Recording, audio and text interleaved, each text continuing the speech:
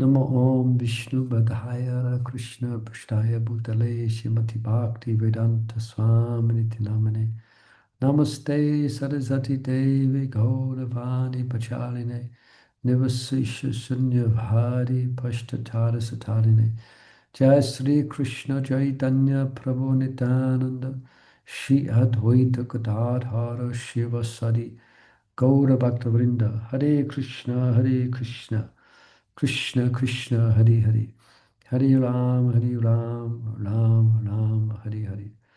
Okay, here we go. Hare Krishna. So anyone could just remind us of what topic we were speaking about last week while I'm doing the sharing stuff?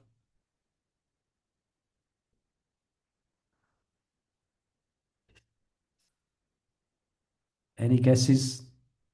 Even wild ones? The purpose of all regulations Yeah, but a bit more detail. about Shravanam and Kirtanam. Shravanam Kirtana. The subject was about regulative devotional service and what plays an important role in regulative devotional service. The last slide we left off on was this one. Remember that? Deity worship. And we ended with this quote from Prabhupada, which is saying that unless householder devotees engage in devotion in deity worship somehow or another or some way, then their fall down is positively assured. Remember that quote? That's from the seventh canto of Srimad Bhagavatam, where Prabhupada speaks about the nine angas of devotional service. All right, but let's move on. This is the last slide in this chapter 10.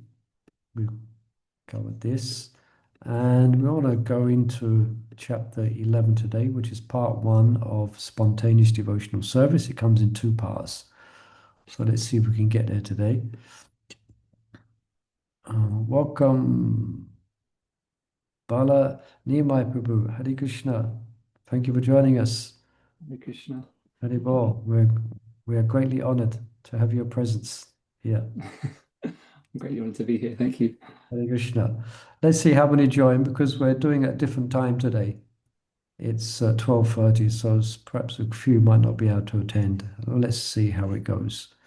All right, so we're continuing on. This chapter is on regulative devotional service, and we're just finishing this topic that Maharaj speaks about the importance of deity worship. And let me just scroll down to where we left off. And then he brings up a question which is often asked actually when we teach classes on deity worship, especially when we start speaking about Pancharatrika Vidhi and Bhagavat Vidhi. Then obviously the word spontaneous comes in when we're speaking about Bhagavat Vidhi. So a question which he brings out here is how to worship. So how can we worship Radha Krishna deities on the path of regulative devotion? Because Radha and Krishna, as we might well know, are approached only through the path of spontaneous affection. So it's a very relevant question because we have Radha Krishna temples throughout the whole world. Yeah, but what we're learning here is that the emphasis of our practice, at least definitely in the beginning stages, is one of regulative devotion. Yeah. So we worship Radha Krishna in a mood of awe and reverence, so very regulated. Yeah, like for instance, when the curtains open in the temple at 7 o'clock, then we're offering prayers of reverence. Govindam Haripurusham Tamaham Bhajami. That's Lord Brahma's worship of Radha and Krishna is in awe and reverence. He's not worshipping exactly like the gopis. So we worship Radha Krishna with reverence. So in the mood, but we worship him in the mood or in the mood of offering worship to Lakshmi Narayan. I'm sure some of us are familiar with that. Now, the question is really is as devotees advance, and if they advance nicely in devotional service and they follow the path of regulative devotional service nicely, then their hearts are going to be purified. And at some point, they're going to be feeling a more natural attraction, or we could say the word a more their mood becomes more spontaneous. And we'll speak about that more in the next chapter. Yeah. But the point here is that the external worship remains formal and regulated. Like Shivaram Raja often mentioned that spontaneous service is the religion of the mind. Nothing may not change externally. So you follow that? So as one's mood may become more spontaneous, their worship remains formulated, or you could say regulated. So that's called Panchatrika Vidhi as opposed to Bhagavat Vidhi. Yeah. And you find in the Nectar of Devotion, Prabhupada writes on how to perform this kind of deity worship. And as we know, he personally taught this when he installed Radha Krishna deities in Shri Shri Radha Landaneshwar Ki Jai, the first large deities. He personally taught Mother Jamuna in this regulative devotion. Of course, devotion was the emphasis, but he very much wanted our worship to be very much regulated. Yeah. So, so in that sense, Radha Krishna, they're going to reciprocate in the mood of Lakshmi Narayan. It's quite a discussion on amongst Pujaris is how, for instance, how do you dress, dressing Krishna in the mood of Lakshmi Narayan. Yet you're putting a flute on Krishna and a peacock feather. So that's obviously Krishna. But it's done very awe and reverence, like we're dressing them like a king and queen. Yeah. So again, any questions or comments, please feel free to ask if anything's not clear. Yeah, and then Prabhupada mentions here, I don't have so many quotes. Well, there's no other quotes coming up on this subject, just this one slide. Sorry about that. Perhaps I could have put some more quotes up in a slide. But Prabhupada mentions there's a quote from the purple Srimad Bhagavatam. So those who avoid, there's 64 types of offenses in deity worship that's mentioned in the Nectar of Devotion. So if we keep our eyes trained to avoid offenses in the worship of the Lord in his deity form, then we're going to be purified. And being purified means we're going to be raised, as Prabhupada says, to the Vrindavan platform. Yeah, the path of spontaneous devotion. He mentions that in the purport in the fourth canto. So by avoiding his 64 offenses in deity worship, we do it, and that means you're doing it correctly, so you're getting purified. Okay, there's lots of, we're not going to go over the 64 offenses here. You can find that in the Nectar Devotion. Okay. Yeah. So then Maharaj also posits another question here. Does this mean that as devotees advance on the spontaneous platform, the standard of deity worship in ISKCON should change? Anyone could give an answer to that? Should it change? I think we've already given it away, but yes or no? No. No. Oh, Balanimai, would you say yes? No? I'd say no, it remains the same externally. Yeah, that's it. We got it. Marge, you're just mentioning it again. Yeah. Why is that? I'll ask the question. Why is that? To set an example for Yeah. other devotees. That's correct. Yeah. That's one. It's a good answer. Yeah. Because Marge mentions beginners visiting or joining a temple, they should see and learn what is suitable to them. Yeah. So, for example, I often give this example when we're teaching deity worship. If someone, say, 10 o'clock at night, 10:30 at night, they're feeling quite spontaneous, and they go down to the temple room and they open the curtains and then, Jaya Radha Madhava, 12 o'clock at night. It's spontaneous, Prabhu. It's natural. It's Radha Krishna. That would be an offense, especially for someone who is not on that platform. Yeah. And someone on that platform wouldn't do that in order to set the example.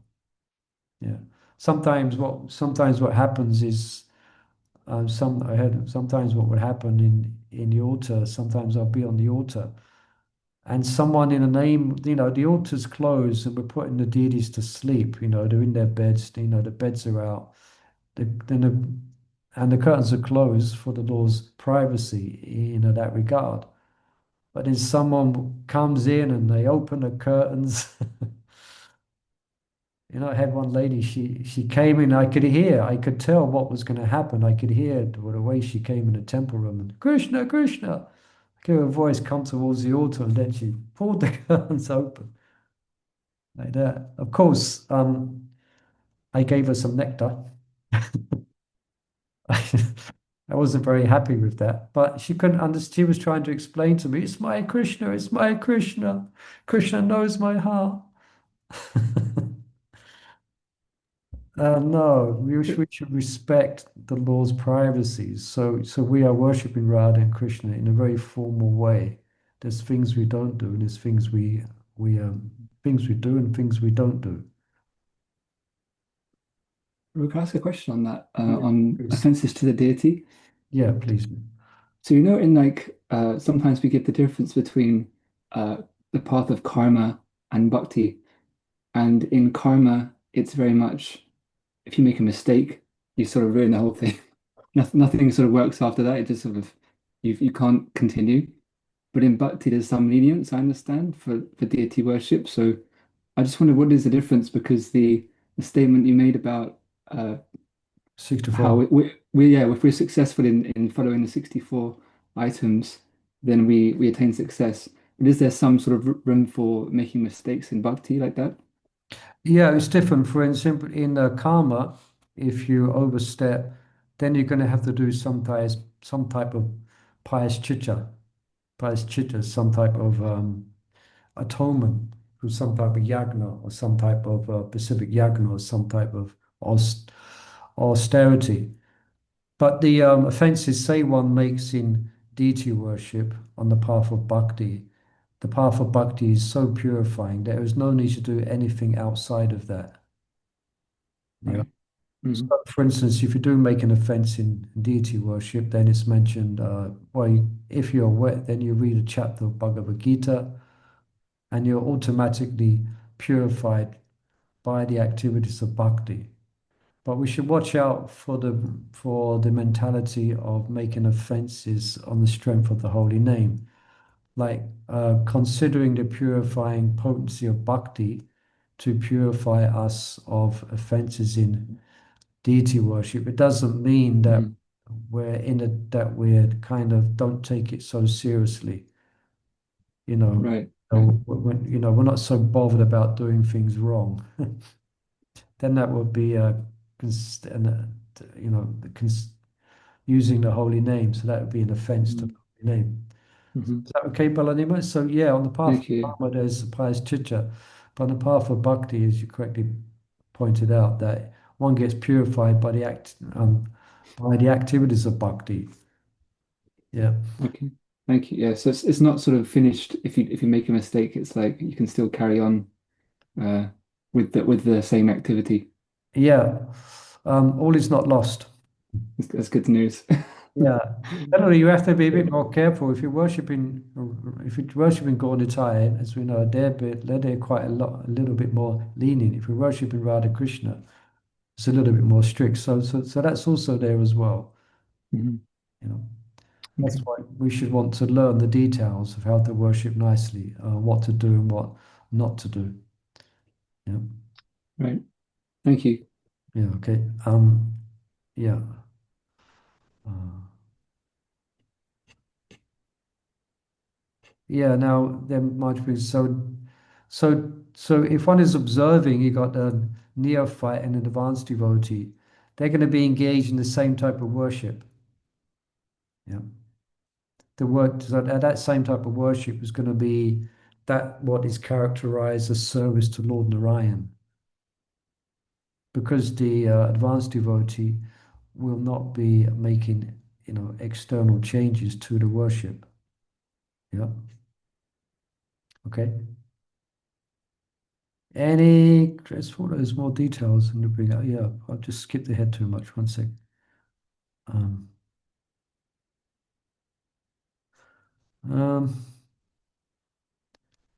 yeah, Maharaj mentions also about at home as well.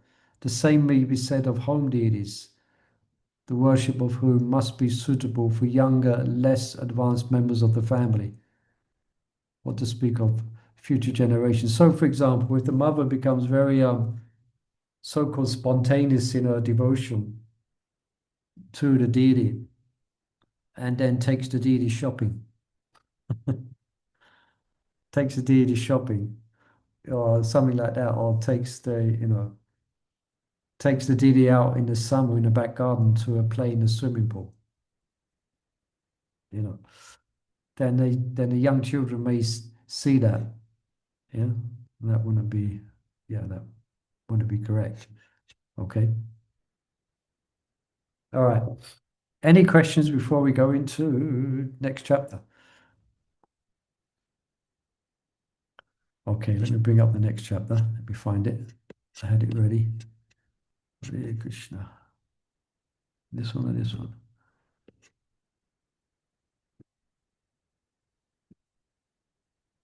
Um, 1 second.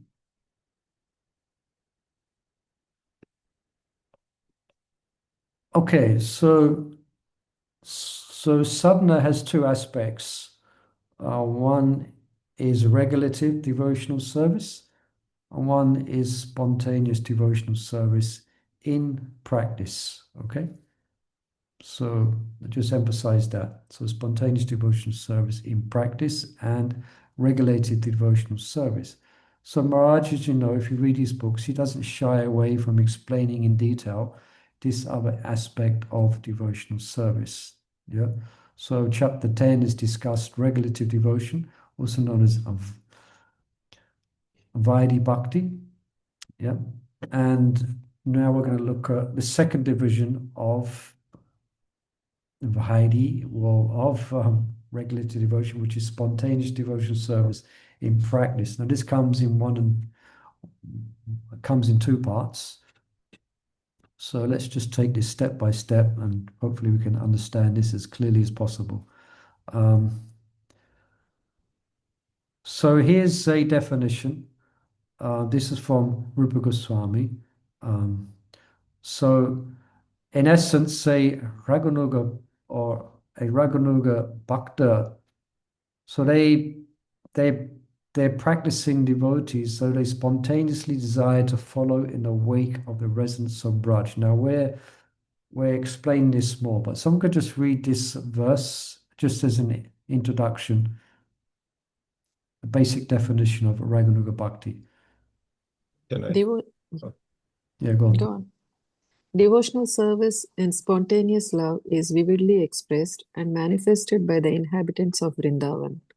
Devotional service that accords with their devotional service is called Raganuga Bhakti, or devotional service following in the wake of spontaneous loving service. Bhakti Rasamrita Sindhu 1.2.270. Okay, that's the basic definition. Yeah, so the qualification for, so this is speaking of the qualification. So the qualification for Vaidhi is basically faith in scripture.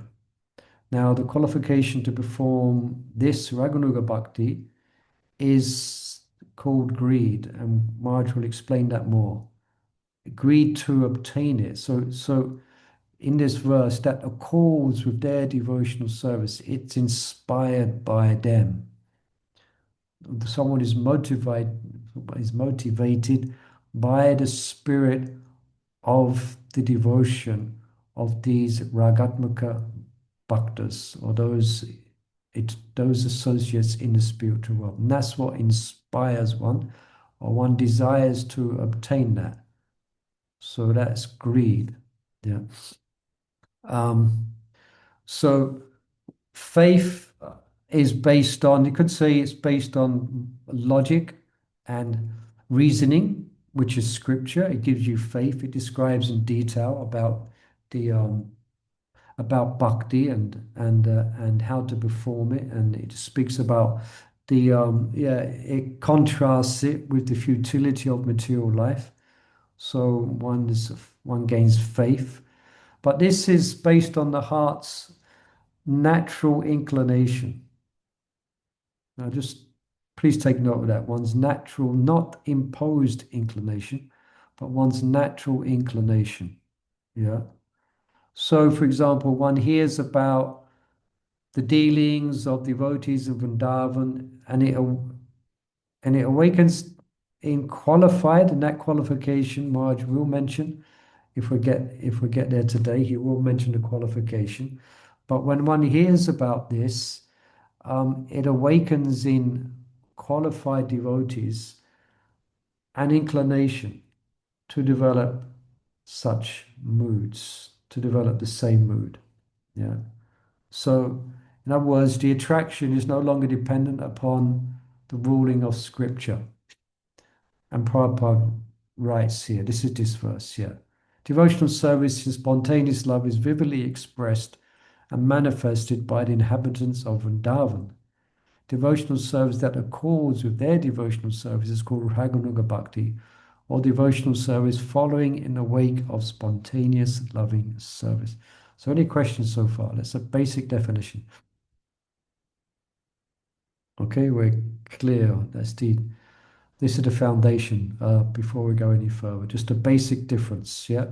The regulative devotion is based on faith, which consists based on logic and reasoning, and Raganuga devotion or bhakti is based on the heart's natural attraction.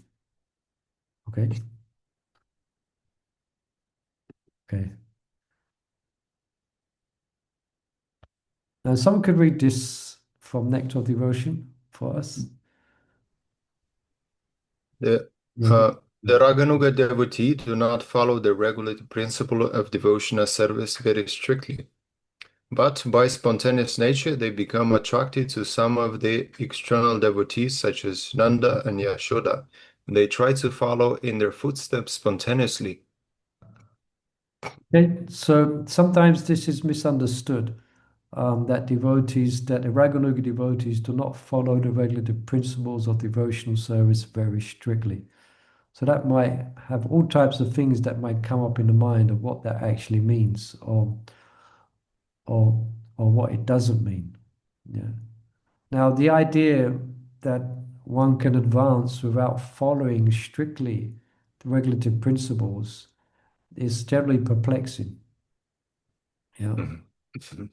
So, so let's understand what Prabhupada actually means here, and it's in relation to what we just explained. Yeah. So what does Prabhupada mean by not strictly following the regulative principles? Yeah. That Raganuga devotees do not follow the regulative principles of devotional service very strictly. Now, what it does not mean it doesn't mean that these spontaneous devotees that we've spoken of in this introductory verse here, yeah, it doesn't mean that they don't follow the basic items of hearing and chanting, yeah, or they neglect to break the rules and regulations. I hope that's very clear. It doesn't mean what it seems to, yeah. It doesn't mean they break the regulative principles like illicit sex or intoxication. Now, this comes up in the next chapter. There just comes to mind now. There are some Sahajiyas who falsely think so, that the only thing that can impede their natural spontaneous attraction to Radha and Krishna is Vaishnava Parad. As far as illicit sex, that they can do all these types of things because they have a anyway, won't go further. You get the idea. Yeah. So what it means in relation to this definition that we gave from Rupa Goswami, it means that for the Raganuga Bhaktas, their inspiration to serve is not coming from Vidhi, it's coming from Raga. Yeah, it's coming from an attraction. So in this sense, they follow their hearts. They're following their hearts and not the regulative principles. So you could look at this in one way. In the beginning of devotional service, the regulative principles is an all-devouring and all-important thing on the devotee's mind. I mustn't break the regulative principles. I mustn't break the regulative principles. It's like, I mustn't look at this girl. I mustn't. I got to. It's very much. But as one, it's not exactly. But then as one advances, these things are not really on the mind. You're just happily engaged in devotional service. And that's one simple way to look at it, So these Raganuga Bhaktas, they're following their hearts. Now it doesn't mean they can do anything that they want, and that will be described. Now they have a natural, the word spontaneous, they're actually drawn to Krishna. So naturally, they're going to continue the primary limbs of hearing and chanting, because these are going to increase their association with Krishna. So why would they give that up? Yeah. So hearing, chanting, and remembering. Yeah. So avoiding those things is going to hinder their association with Krishna. Yeah. So as if they're going to give those things up. Now, we will see that Rupa Goswami in the Nectar of Devotion, he explains that is by strictly following the regulative principles, which was mentioned, of regulated devotion is a prerequisite for practicing spontaneous bhakti. Yeah. Okay, so in other words, if one is neglecting hearing and chanting, these are basic things that nourish our devotional development, then one is not qualified for any type of devotional service, either regulative or spontaneous. No? Um, any questions at this point? Yeah.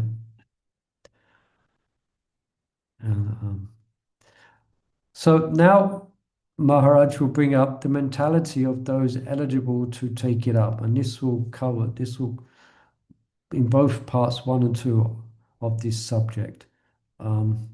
So for someone who's qualified to make the transition from regulative to spontaneous, so the idea there should be a transition for natural devotee to develop in their spiritual life. They should be transitioning through different stages. Yeah. So at least these practices, which we're going to hear about, devotees should be at the stage of steadiness, nishta. Yeah. And that means basically they should have given up attachment to things that divert the mind from devotion. So we can perhaps analyze for ourselves how much we're on this platform of nishta. Perhaps by looking at our YouTube feed.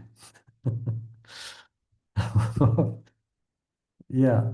So obviously not going to be, one has no interest in mundane things, football. You get the idea. Yeah. So that's one's fixed, one's nishta. Now, yes. Okay, there's a bit through my notes here I've crossed out, but let me see. Yeah, Alexander G. I wanted to ask a question about the greed. How what are the first symptoms in a person who's greedy about Krishna, about attaining the pure love of God. What do they do practically? Well, practically, we perhaps look at what they don't do, and this is we're going Don't to do. speak about here. Yeah, this will be described here. This is the last slide, so we'll Okay. speak about it more. So, just hold on there. Yeah, Marge will explain that. Yeah.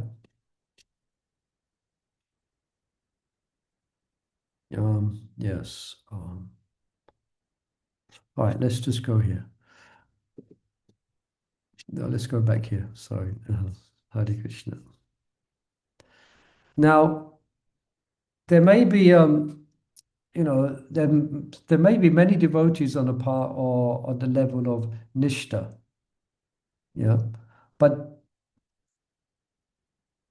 generally only a few are inclined to actually take it up in a full sense of this, yeah. All right, so many devotees may be on the stage of nishta, but Marge mentioned generally only a few are inclined to do so. It's quite interesting what Marge describes, yeah. So where devotees are qualified to make the transition, again, it must be at the stage of nishta, and also they must be free of, Marge mentions of mundane transgressions, they're free from accidental sins. That's all done in by the strength of devotional service, and that's all purified. These devotees indifferent to the world in one sense, or to worldly opinions. They have this natural attraction to this natural attraction to the activities of Vrindavan, and yeah. So I want to get here. Yeah, let's go here. Yeah. So this is the mentality of those who are eligible to move from regulative to spontaneous practice. That means they're on this, they're very much fixed and they're very much absorbed in their bhajan. And they're not distracted by anything of the mundane in them on the mundane platform. They're totally absorbed. Yeah. So this is so by regulative, again, back to regulative devotional service, that's going to purify the heart of unwanted things. So one achieves steadiness. So this steadiness is not only has different aspects, not only in their physical conduct, but also in their words and mental activities. Yeah, so it gets progressively more subtle. But if one can be steady, especially in their mental activities, yeah, because the subjects that they will be meditating upon are very sacred. So therefore, the qualification for that type of smaran will be very much based on some type of level of steadiness of mind. Yeah. So in other words, they're no longer hostage to residue desires, which still may be there subtly, or bad habits. So this is just an elaboration on what actual nishta is. Doesn't mean, you put tilak on every day and you chant your rounds. It means a bit more than that. Like your internal world, your internal disposition is completely focused. Yeah. So they may study very diligently. So steady devotees, they may study Bhagavatam and they hear of the Lord's, many incarnations. But then they hear about the pastimes of Vrindavan and they're intrigued. They hear about Krishna book and they become quite intrigued. Yeah. So Maharaj explains, they think Krishna is the Supreme Personality of Godhead, but in Vrindavan his behavior is charmingly human-like. Yeah. So these devotees may discuss, these concepts of Raj Bhakti with their, peers, and they may hear about favorite pastimes, say from the Krishna book. They may study nectar of devotion to increase their devotional insight further. Now, what Maharaj says here is very interesting. So the vast majority of these devotees acknowledge the wonder and uniqueness of Krishna's pastimes in Vraj, but are not yet moved to do more than hear or discuss them. They're very intriguing, very nice. We heard Govardhan Puja, nice pastime, wonderful, We had, this devotee gave class and he spoke something from Krishna's pastimes. Yeah. And that's about it. Oh, it's wonderful. It's very nice, a very nice pastime. Yeah. So they discuss them. They might bring it up sometimes in a class or conversation, but it's within the scope of their reverential, regulative devotion. Yeah. Only later they acquire the inspiration and intensity to actually take up the activities of spontaneous practice in full. Okay. So then Maharaj mentions, but some act differently. So they do not remain neutral. They have a heartfelt desire moves them when they hear of Krishna's pastimes. You follow so far? Are we nodding heads? That's good. Yeah, so they're different. They're not just what's the word? I used it in not just incidental. Yeah, we heard Krishna, told the story of we heard Ras Leela was reading 10th canto in the Bhagavatam class, you know. Now they might just bring up another type of devotee. Again, they're at this stage of steadiness. So they think, I would like to love and serve Krishna as the Rajrasis. So it may be weak at first, it's not very strong. It's just that. Then don't forget, these devotees are still, they're not liberated souls, okay? Doesn't mean they're liberated just because they have this type of aspiration or this type of thoughts that come. I would like to love and serve like Krishna, like to serve Krishna like the Rajrasis. So in the beginning, it's kind of weak, but it will gain, Maharaj mentions, it gains strength in contact with devotees who explain Krishna consciousness in relationship to Raj Bhakti. Yeah. You follow that? Yeah. So some devotees would explain. Yeah. Now, so Can I ask a question on this please, subject? to So clarify me as well. yeah, just for the so there's a mention of like almost like a neutral stage of appreciation of Krishna's pastimes, Yeah. and then there's more of an emotional attachment. So there's many devotees who may not be on the stage of Nishta, who feel emotion for Krishna's pastimes. And sometimes it's even more. It's very, you could say, sentimental at the beginning, and it's very strong. How does one differentiate between a, maybe a premature emotional reaction to Krishna's Leela and something that's more advanced? Yeah, well, it's interesting because one time Raj explained that someone came to Shivaram Raj and her mother, she was so excited that her young daughter had this amazing attachment to Lord Rahadev, you know. She'd always wanted it, she had this doll made and she was always speaking and playing, So she came to Maharaj in a way, oh, my daughter, she's so advanced.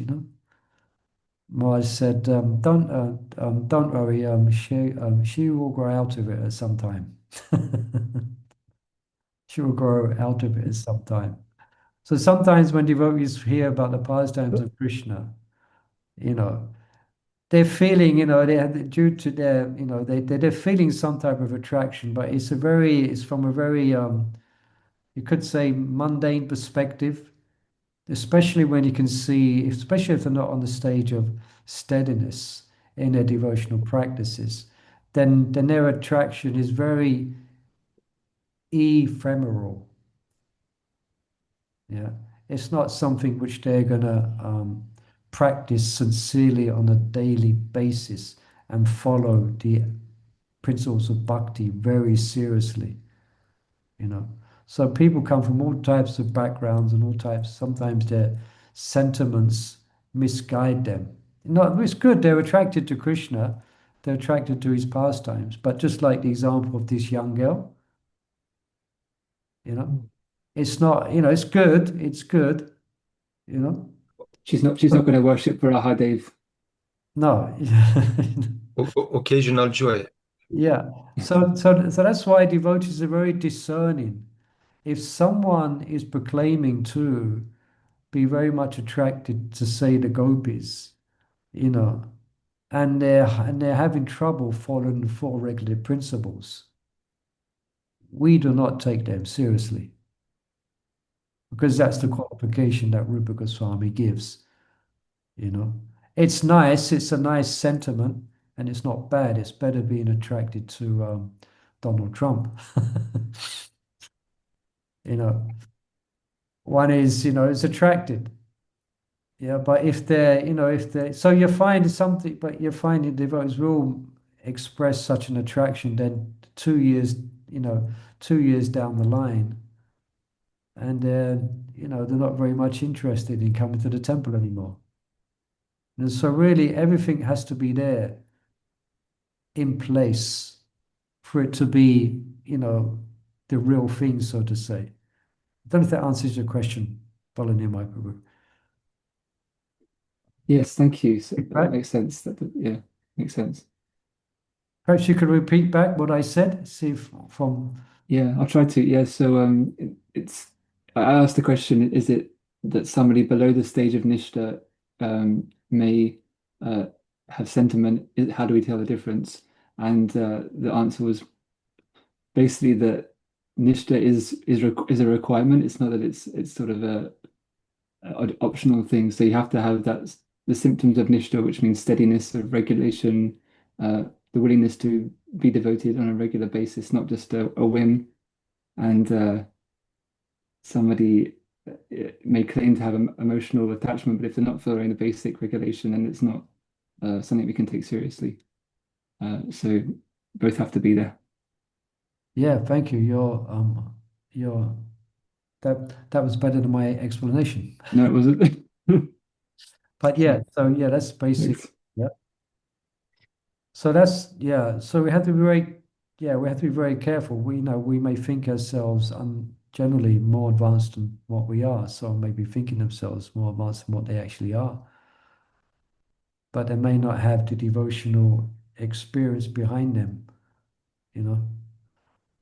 So so then this has also answered your question as well. I just finished this point back to Alexander and I get back to you. Yeah. So then these devotees who are attracted in this way, they're not just neutral. They will reveal their minds to the spiritual masters. Yeah. Um, no, let me just see here. Yeah. Yeah. Alexander. Can it be said that in a short version of it, that the do's and the don'ts should match the inner feeling, and if it doesn't, then there is no steadiness. Can it be said like that? I didn't catch the first part. The do's and don'ts should be. Should match how one's feel. Say I again. mean, the do's and don'ts, Rules once, and regulations. Yeah. yes, because if they are steady, then therefore they shouldn't engage in certain things and should engage in other things Yeah. that corresponds that state. Yeah. Yama and And yeah. yeah. Yeah. So yeah. So such spiritual, you find that the spiritual master will they will examine their disciples, ask them questions, you know, give them different arguments in order to establish if they have real qualification. So anyway, the point here is that what is very important factor is here is that there is someone, there is a guide, someone to guide you on this. So it's not just whimsical. Yeah. So then the spiritual master. So now, what to do if a spiritual master in a spiritual masters? It may be the Diksha Guru, it may be a Siksha Guru. Yeah, there's one devotee who was listening to a seminar he was given, and he coined the phrase Bhajam Guru. Bhajam Guru. If you've got a spiritual master who has 10,000 disciples, you're not going to be able to speak to him weekly on your meditations after reading this book or that book. It's not going to be there. So at least it's good to have someone in the Sangha or in your community that you can approach and ask questions. Maybe a god brother, maybe a god brother, like a senior god brother, who you may be able to approach, to share your inspirations. Now, let's just say, for argument's sake, it's your Shiksha Guru or Diksha Guru. So the Diksha Guru is going to give suitable instructions, which may mean they may allow them to adjust their sadhana to facilitate their growing attraction. So although the word spontaneous is used, it's not whimsical. So it's always done under the spiritual master's expert guidance. Of course, my Guru Maharaj gets asked lots of questions about this because he writes about it. So he gets lots of devotees approaching him on topics and subjects of and questions about spontaneous practice and Raganuga Bhakti, and he mentions when he's in the introduction to one book. I was trying to think of which book it was, but he mentions that many devotees think they're qualified, or just by speaking about it, then they think they're qualified. By speaking about Raganuga Bhakti, then they think they're Raganuga Bhaktas. But they may not be. And often it's I don't want to bring out this here, but often it's mixed. You got Vaidhi Bhakti and you got spontaneous. You got spontaneous practice and you got regular devotion. It's not as if you go from one day to the next. No, it's generally a mixture. It's mixed. So it's very rare to find someone who's completely spontaneous. They can have some aspect of regulative practice, and someone may be regulative, but they have some aspects of spontaneity. A natural attraction comes in some aspect of their devotion. So an example of mixed is where you hear about someone, you hear about a devotee in the Vrindavan, there's someone and they're chanting 48 rounds a day, and they're reading Vilapa Kusmanjali and like that. So like you hear that and you think, oh, I would also like to do that. So that, yeah, I would also like to do that. That's regulative. It's not natural. You understand? It's not natural. You are doing it on the path of regulative devotion. Let me also do like that. And then when one sits down and tries to do it, we'll find out, one gets restless. So it's mixed. It can be mixed, not just one or the other. Yeah, it can be mixed. So generally, as one's moving from one stage to the next, some aspects of one's spiritual sadhana is going to be more spontaneous. They're more. But what happens? Say that person who hears about the sadhana they hear about the sadhana of a more spontaneous devotee, then they also want to take that up. Yeah. Now, that's good in one sense, because then they will engage in hearing and chanting about Krishna, and that will bring them to a more spontaneous platform. Yeah. Let's have a time check. Got 10 minutes. Okay. Okay, let's continue. Now, as we mentioned, the exemplars of this spontaneous devotion is the residents of Vrindavan. Um, so these are inspirations for devotees moving from regulative to spontaneous devotional service. So the residents of Vrindavan, they have a very unique and what's called intense attachment, which is called raga.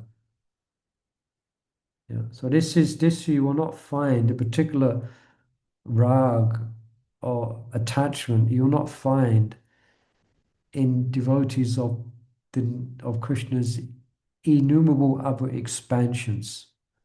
And this is what Rupa Goswami, when he gives this verse, Anyavilas Sunyam Gana Kamare Anavratam Anukulena Krishnanam Silanam Bhakti Uttama. Uttama, the highest bhakti, is this here, which is found in the residence of Vrindavan. Yeah. So, as we know, this now we're speaking about Ragatmaka, not speaking about Raganuga Sadhan now. Yeah. So this attachment that these Ragatmaka bhaktas have or devotees have, yeah, as we know, as we can read about and hear about, it's completely free from any knowledge of Krishna's divinity. Even if Krishna does sometimes exhibit amazing mystical feats as if God. Yeah. It doesn't, because their attachment is so deep for Krishna's sweetness, it doesn't disturb their attraction in that way. So it's very intense. They have intense attachment for Krishna, and it absorbs their whole being. Yeah, so that's what it means. So that devotion done under that level of intense attachment, that's called ragatmaka bhakti. Yeah. So their attachment to Krishna permeates their bodies. Rag Atmaka Bhakti. Yeah. And this is Jiva Goswami's definition of Ragatmaka Bhakti. I just read here. Ardently loving the Lord, the devotees serve him by hearing, chanting, and remembering his glories, serving his feet, offering him obeisances, and completely surrendering to him. This fervent devotional service is called Ragatmaka Bhakti. Okay. So just be clear on this. There's two, there's a type of devotion that inspires pure devotees to follow the Rajrasis. That's called Raganuga Bhakti. And then the Bhakti of the Rajrasis themselves is called Ragatmaka. Yeah, the whole self is colored with this intense attachment to Krishna. And those that are inspired by that, but they're not on that platform, yeah, that's called Raganuga Bhakti. So they're still conditioned souls, okay? They're not liberated souls. Still conditioned souls. May still be conditioned souls. Yeah. Okay. Now, as we can see, there's a big difference in this Ragatmaka and this practice, this Raganuga or spontaneous devotion service in practice. You understand this word practice? You're practicing based on what you've heard about the attachment of the Ragatmaka. You're practicing. Again, you're not a liberated soul. Now, I just mentioned here, it does come up, but we probably 5 minutes we won't get there. But I just mentioned here that generally the path that's recommended for most that Prabhupada gives and generally directs is going to be the path of regulative devotion. Now, if someone, for example, is not, as we mentioned, drawn any further than just hearing as of consequence the pastimes, and they don't take it any further. They're kind of, what's the word we used? They're kind of what's the word? Natural. They have not an indifference, but they don't take it very seriously. Yeah. But if those persons, if they seriously follow the practice of devotional service and engage in devotional service, serving the mission of our Lord Chaitanya Mahaprabhu, when they come to the through their purification they get, when they come to the stage of bhava, they're going to spontaneously, everything's going to manifest. A complete attraction to Vrindavan will erupt in their hearts like a volcano, you know. So that's one path. The other path is those conditioned souls who are attracted more and get and kind of develop by hearing this practice of Raganuga's son. Yeah. Did you follow that? Yeah. Okay. So,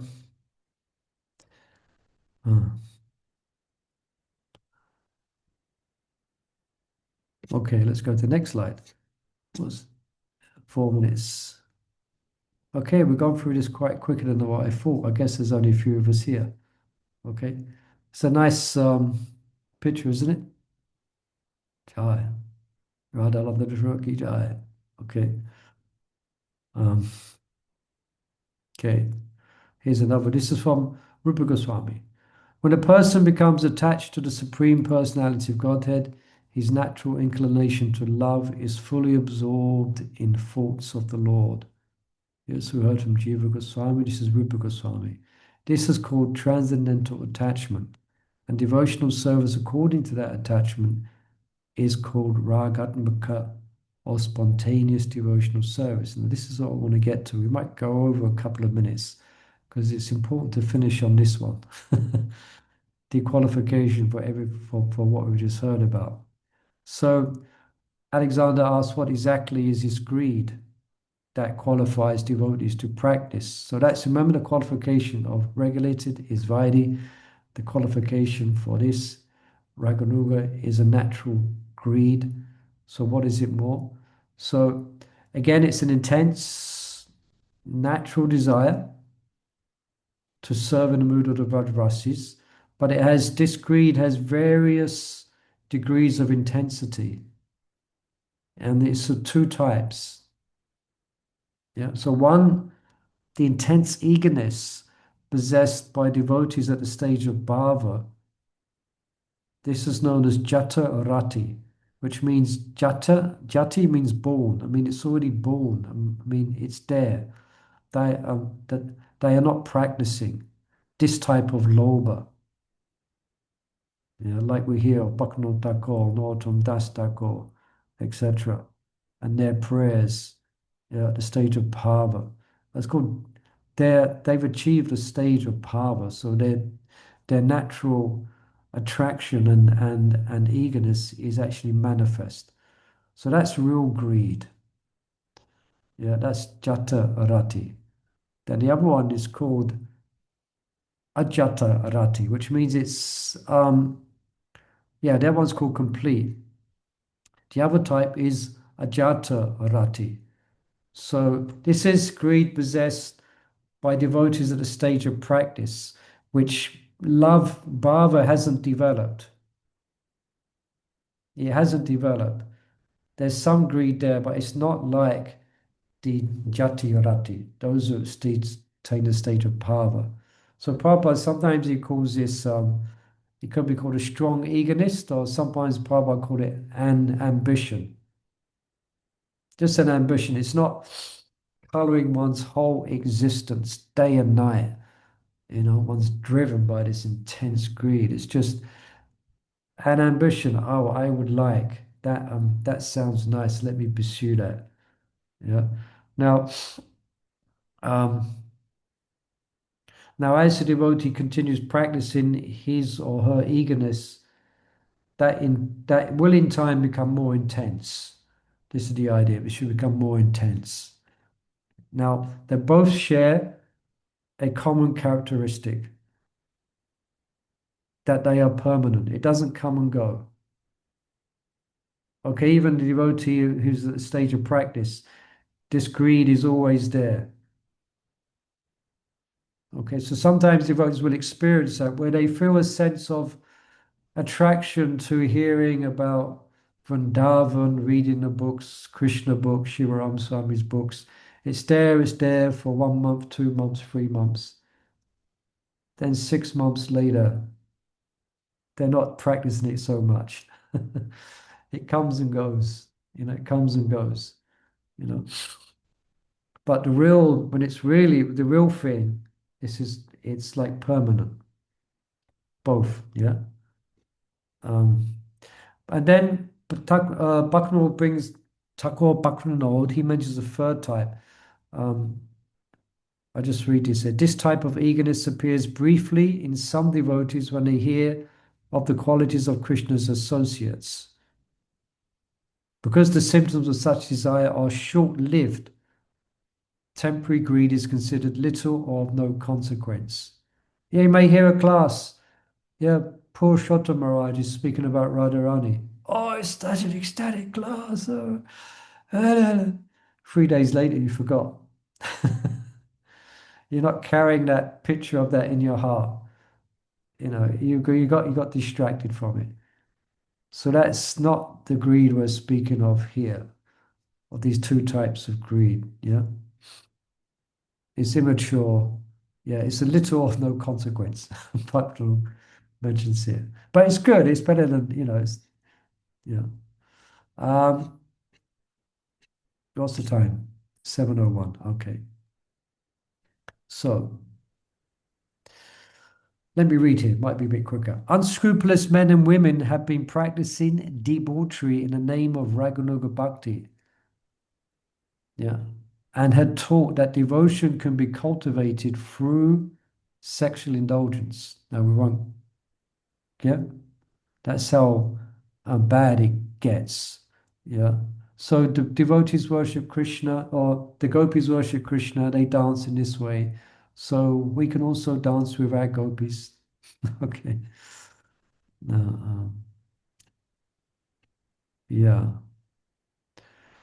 By acting out the pure spiritual activities of liberated souls with their gross bodies, these fools hope to invoke spontaneous devotion.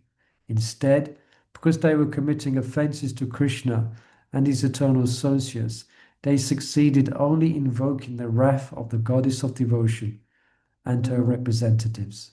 Bhaktivinoda Thakur and his divinely inspired son, Bhaktisiddhanta Saraswati Thakur, fought against such misconduct. Their vigorous preaching and prolific writings reinstated pure devotion to its rightful place as the topmost of all spiritual practices. Without hiding or prohibiting the practice of Raganuga Bhakti, they cautioned sincere devotees about the risks of taking up such practices prematurely. I'll read 2 more paragraphs here. Indeed, many of Bhaktivinoda's works Srila Prabhupada wanted translated, describe and praise spontaneous devotion. Srila Prabhupada was cautious about improper practice in the name of devotion. When his disciples misunderstood spontaneous cultivation and prematurely tried to follow the inhabitants of Vrindavan, he reprimanded and corrected them. We heard of that. It's called the Gopi Bhava Club controversy, and he will speak more about that. Now, can I beg 2 more minutes from you? Nonetheless, Srila Prabhupada, like his predecessors, described for those suitably qualified the process of Raganuga Bhakti as an integral part of devotional service in practice.